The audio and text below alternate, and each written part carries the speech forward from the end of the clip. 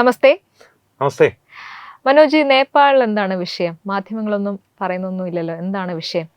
നേപ്പാളിൽ പലരും പ്രതീക്ഷിക്കാത്തൊരു വിഷയമാണ്. അവിടെ ഇപ്പോൾ നടക്കുന്ന ഒരു ഹിന്ദു മുസ്ലിം ലഹളയാണ്. അപ്പോൾ പലർക്കും പെട്ടെന്ന് തോന്നാം, കാരണം നമ്മുടെ ഭാരതീയർക്ക് പലർക്കും നേപ്പാളിൽ പോയിട്ടുള്ളവർക്ക് പോലും അവിടെ മുസ്ലിങ്ങളുണ്ടോ ഇത്തരത്തിലൊരു പ്രശ്നം ഉണ്ടാക്കാൻ, അങ്ങനെ ഉണ്ടെങ്കിൽ തന്നെ വളരെ ഒരു ചുരുങ്ങിയ സംഖ്യയിലല്ലേ അവർ കാണുകയുള്ളൂ. അവരോട് അപ്പോൾ ശരിക്കും ഹിന്ദുക്കളുടെ ഭാഗത്തായിരിക്കും പ്രശ്നം എന്നൊക്കെ തോന്നാം. ഇപ്പോൾ ഇവിടെ സാമൂഹ്യ മാധ്യമങ്ങളിൽ പ്രചരിപ്പിക്കപ്പെടുന്നതും അങ്ങനെയുള്ള വാർത്തകൾ തന്നെയാണ്.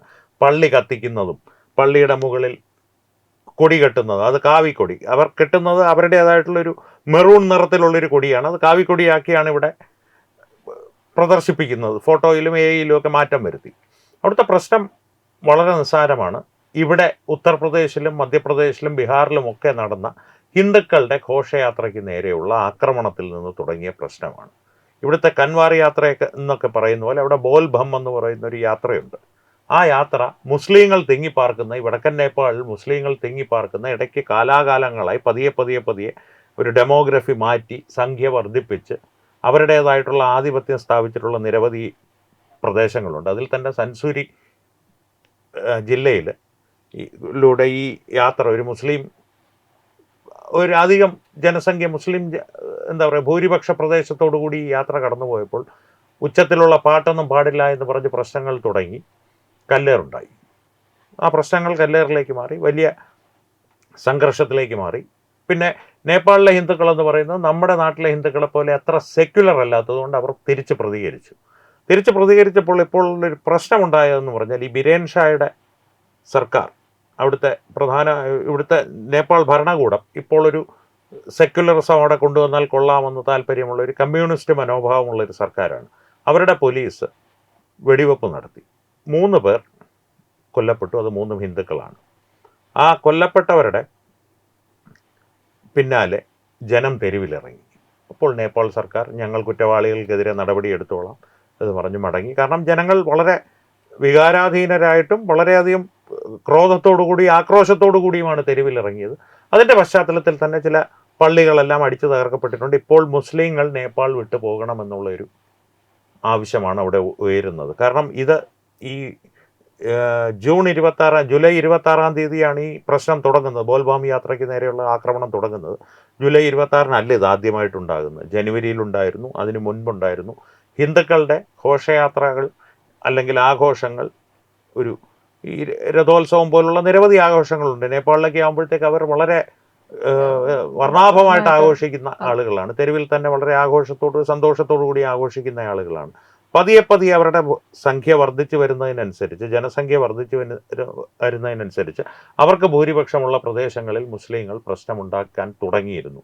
ആദ്യം ഒരു ചെറിയ പ്രശ്നം, പിന്നെ അതിലൊരല്പം കൂടി കടന്ന കയ്യേറ്റം, അത്തരത്തിലുള്ള പ്രശ്നങ്ങൾ നേപ്പാളിൽ ഉണ്ടാക്കി തുടങ്ങിയിരുന്നു. അതുകൊണ്ട് തന്നെ ഇപ്പോൾ ആളുകൾ ചോദിക്കുന്നത്, നിഷ്പക്ഷരായി ഇതിനെ വീക്ഷിക്കുന്ന ആളുകൾ ചോദിക്കുന്നത്, കാലാകാലങ്ങളായി ഭാരതീയർ ചോദിക്കുന്ന ഒരു പ്രശ്നമാണ്.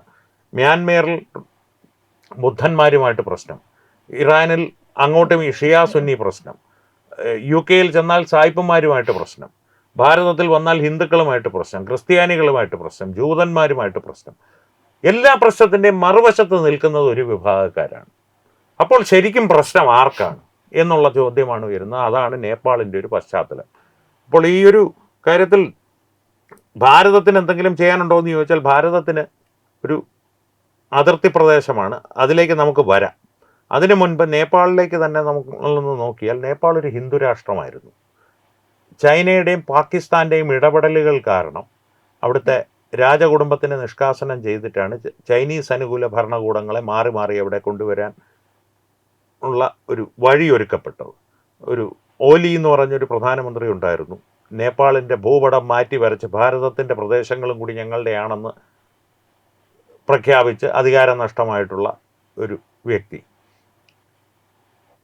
ഞാൻ നേരത്തെ പറഞ്ഞതുപോലെ ഭാരതത്തിലുള്ള ആളുകൾക്ക് നേപ്പാൾ അറിയാം, നേപ്പാളിലേക്ക് വിസയൊന്നും വേണ്ട, നമുക്ക് സഞ്ചരിക്കാൻ. വളരെ മനോഹരമായിട്ടുള്ളൊരു പ്രദേശമാണ് നമ്മുടെ കേദാർനാഥ് യാത്രയും മാനസ സരോവർ യാത്രയൊക്കെ നേപ്പാളിലൂടെ നമുക്ക് ചെയ്യാമെന്നുള്ള അറിവുകൾ ഉള്ളവർ തന്നെ പരിമിതമാണ്. അങ്ങനെയുള്ളവർക്ക് പോലും അറിഞ്ഞുകൂടാത്തൊരു കാര്യം ഈ മുസ്ലിം ജനസംഖ്യ അവിടെ എങ്ങനെ വർദ്ധിച്ചു എന്നുള്ളതാണ്. അതിനൊരു ചരിത്രത്തിലൊരല്പം പിന്നിലേക്ക് പോകണം.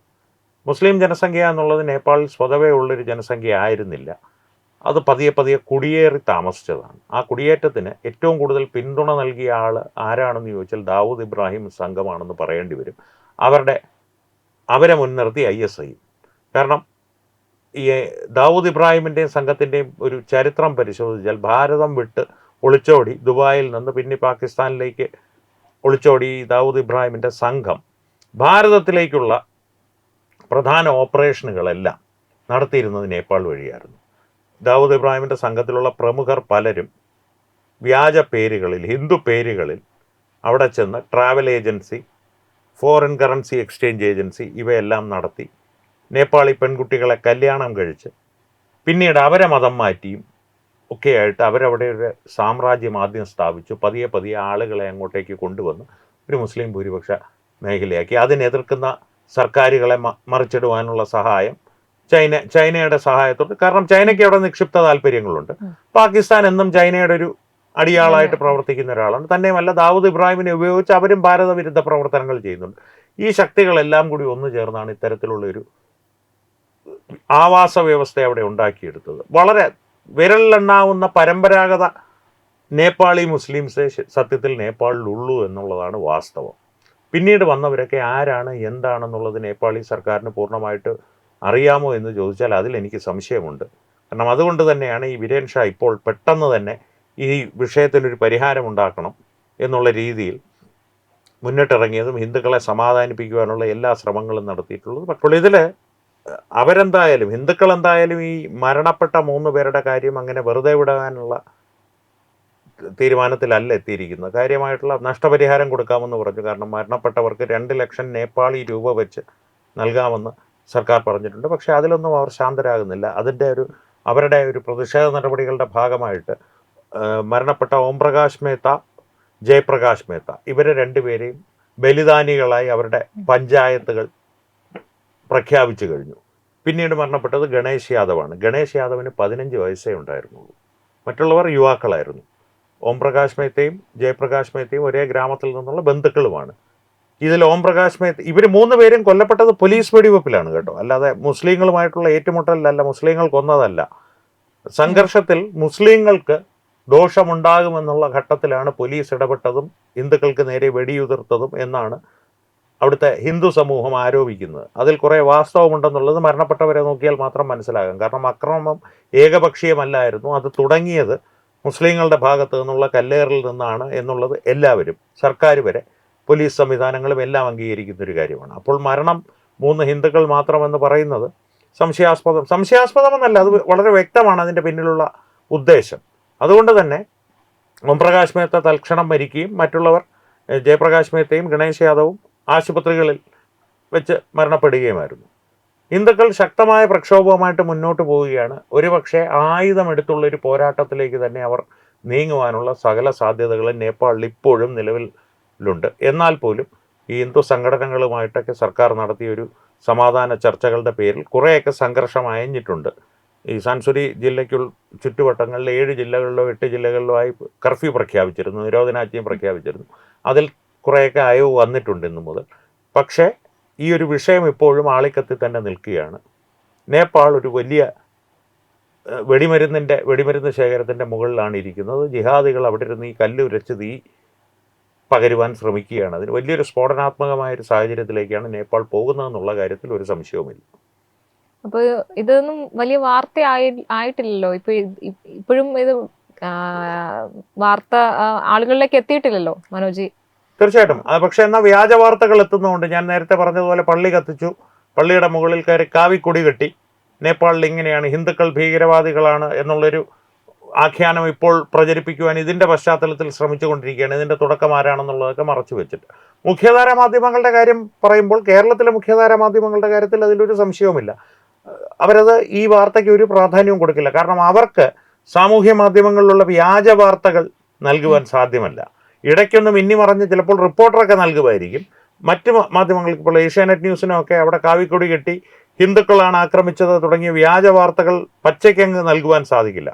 എന്നാൽ മുസ്ലിങ്ങളെ ഒരു മോശം പ്രതിച്ഛായയിൽ കാട്ടുവാനും അവർക്ക് താല്പര്യമില്ല. അതുകൊണ്ട് എന്ത് സംഭവിക്കുന്നു, അവർ ആ വാർത്ത പൂർണ്ണമായിട്ടും മറച്ചു വയ്ക്കുന്നു, അല്ലെങ്കിൽ ഗ്രാമ്യമായ ഭാഷയിൽ പറഞ്ഞാൽ മുക്കുന്നു. അതാണ് സംഭവിച്ചുകൊണ്ടിരിക്കുന്നത്. ദേശീയ മാധ്യമങ്ങൾ ഈ വാർത്തകൾക്ക് സാമാന്യം പ്രാധാന്യം നൽകി തന്നെ അവതരിപ്പിക്കുന്നുണ്ട്. പക്ഷേ ഈ സ്ഥിതിഗതികൾ അവരും നിരീക്ഷിച്ചുകൊണ്ടിരിക്കുകയാണ്. തന്നെയുമല്ല, ഈ നേപ്പാളുമായിട്ടുള്ള ഭാരതത്തിൻ്റെ ബന്ധം എങ്ങനെയാണ് എന്നുള്ളതൊക്കെ അനുസരിച്ച് വേണം ഇനിയുള്ള പ്രതികരണങ്ങൾ വരുവാനെന്നുള്ളൊരു നിർദ്ദേശവും കേന്ദ്ര സർക്കാരിൻ്റെ ഭാഗത്തു നിന്ന് അനൗദ്യോഗികമായിട്ടുണ്ട്. കാരണം ഒരു ആളിക്കത്തിക്കുന്ന തരത്തിലേക്കുള്ള വാർത്തകൾ അവർ കൊടുക്കുന്നില്ല. പക്ഷേ ഈ മരിച്ചവരുടെ 3 പേരുടെയും പേരുകൾ പോലും നമുക്കറിയുവാൻ സാധിക്കുന്നത് സാമൂഹ്യ മാധ്യമങ്ങളിലൂടെയുള്ള നമ്മുടെ ദേശീയവാദികളുടെയും ഹിന്ദുത്വ സംഘടനകളുടെയും ശക്തമായ ഇടപെടലുകളും ദേശീയ മാധ്യമങ്ങളും ഉള്ളതുകൊണ്ട്, പിന്നെ നമ്മുടേതായിട്ടുള്ള സ്രോതസ്സുകളിൽ നിന്നും. എനിക്ക് തോന്നുന്നു മലയാളത്തിൽ ഇപ്പം നമ്മൾ തത്വമയാണെന്ന് തോന്നുന്നില്ല, ഇത്രയും ഡീറ്റെയിൽ ആയിട്ട് എനിക്ക് തോന്നുന്നു ഈ വാർത്ത. അതെ, അതുകൊണ്ട് തന്നെ ഞാനിങ്ങനെ ആലോചിക്കുകയായിരുന്നു, ഈ ചർച്ചയ്ക്ക് എക്സ്ക്ലൂസീവ് എന്ന് കൊടുക്കാമോ എന്ന്. എക്സ്ക്ലൂസീവ് എന്ന് കൊടുക്കേണ്ട ഒരു വാർത്തയാണിത്. കാരണം ആദ്യമായിട്ടാണ് കേരളത്തിൽ ഈ ഒരു വിഷയം ആരെങ്കിലും ചർച്ച ചെയ്യുന്നത്. നേപ്പാളിൽ പോലും ഹിന്ദുക്കൾ ആക്രമിക്കപ്പെടുകയാണ്. കാരണം ഭാരതത്തെ, സ്വതന്ത്ര ഭാരതത്തെ ഒരിക്കലും ഒരു ഹിന്ദു രാഷ്ട്രമായിട്ട് നിയമപരമായിട്ട് അംഗീകരിച്ചിട്ടില്ല. ഹിന്ദു രാഷ്ട്രം തന്നെയാണ്, ഹിന്ദുസ്ഥാൻ തന്നെയാണ്, അതെല്ലാം സത്യമായിട്ട് നിൽക്കുക. പക്ഷേ നേപ്പാൾ ഒരു ഹിന്ദു രാജ്യമാണ്. ബാലിയും നേപ്പാളും ഒരു ഹിന്ദു രാജ്യമാണ് എന്ന് പറയുന്നത് പോലെ 2 ഹിന്ദു രാജ്യങ്ങൾ ലോകത്തുള്ളത് നേപ്പാളും ബാലിയുമാണ്. അവിടെ പോലും ഹിന്ദുക്കൾക്ക് നേരെ ആക്രമിക്കുവാനുള്ള ഒരു ധൈര്യത്തിലേക്ക് ജിഹാദികൾ എത്തിയിട്ടുണ്ടെങ്കിൽ സ്ഥിതിഗതികൾ കുറച്ചധികം വഷളാണെന്ന് തന്നെ കരുതേണ്ടി വരും. പിന്നെ ഞാൻ നേരത്തെ പറഞ്ഞതുപോലെ അവിടുത്തെ ജിഹാദികളെന്ന് പറയുന്നത് ശക്തമായിട്ടുള്ള ഈ അധോലോകത്തിൻ്റെ പിന്തുണയുള്ളവരാണ്. ദാവൂദ് ഇബ്രാഹിമിന് ശേഷമുള്ള അയാളുടെ പിൻഗാമികളോ അവിടെ ശക്തമായ സാന്നിധ്യത്തിൽ നിലയുറപ്പിച്ചിട്ടുണ്ട്. ഒരു പ്രധാനപ്പെട്ട കാര്യം ശ്രദ്ധിക്കേണ്ടത്, അവരോടൊപ്പം ISIയുടെ ഏജന്റുമാരും വളരെ സജീവമായി പ്രവർത്തിക്കുന്ന ഒരു ഭൂപ്രദേശമാണ് നേപ്പാൾ.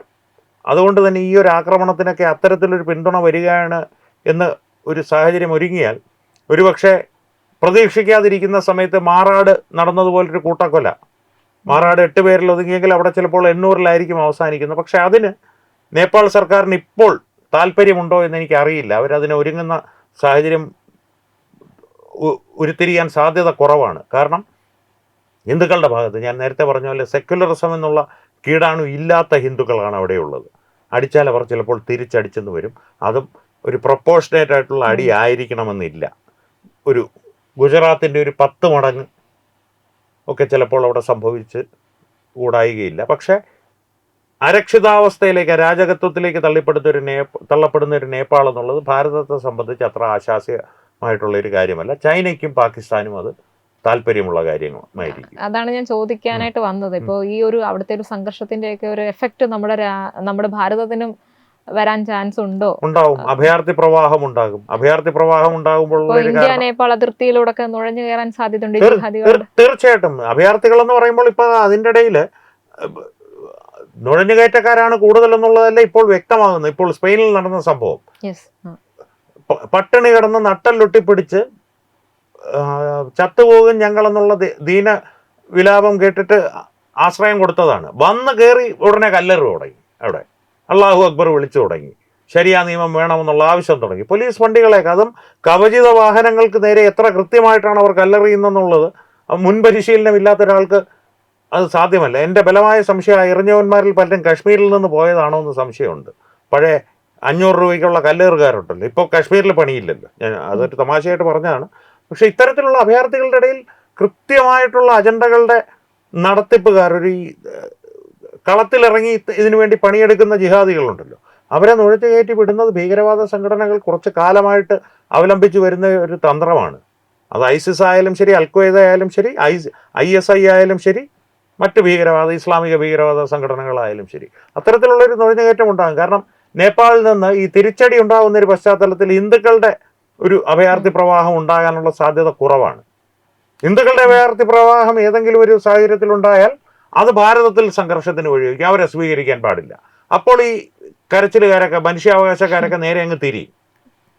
എന്നാൽ നേപ്പാളിൽ നിന്ന് ഹിന്ദുക്കളുടെ അഭയാർത്ഥി പ്രവാഹം ഉണ്ടാകുവാൻ സാധ്യതയില്ല.